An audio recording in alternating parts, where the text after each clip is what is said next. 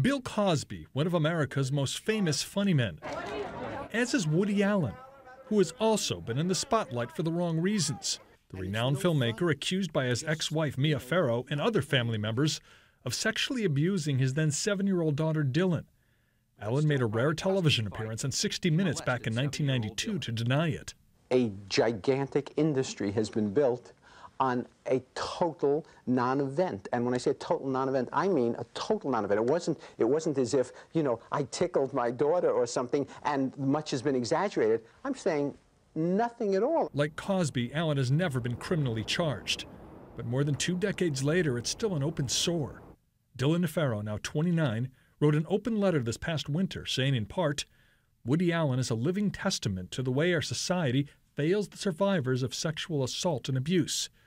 Woody Allen then wrote his own letter in which he said in part, no one wants to discourage abuse victims from speaking out, but one must bear in mind that sometimes there are people who are falsely accused, and that is also a terribly destructive thing.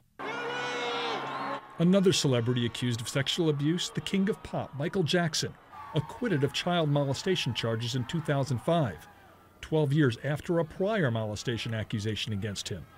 He also felt compelled to make a statement during that case in 1993. Throughout my life, I have only tried to help thousands upon thousands of children to live happy lives. It brings tears to my eyes when I see any child who suffers. I am not guilty of these allegations. However, Jackson did end up agreeing to pay out a multi-million-dollar settlement to that accuser. While some celebrities blame their fame for attracting these types of accusations, others have admitted their guilt or been convicted in a court of law. Roman Polanski, famed director and producer, arrested and charged with sexually assaulting a 13-year-old girl in 1977. He accepted a plea bargain with the understanding he would receive probation after a short prison sentence. When he feared the judge would change the terms, he fled to France and has never returned to the U.S. Mike Tyson was convicted of raping a former beauty queen. He was interviewed on CNN earlier this year by CNN contributor Mark Garagos, who is also his attorney. I want to talk about the idea of getting a pardon, and I want to talk about the fact that you believe you were wrongfully convicted. Wow, all right, which one's first? Or you tell me, wrongfully convicted.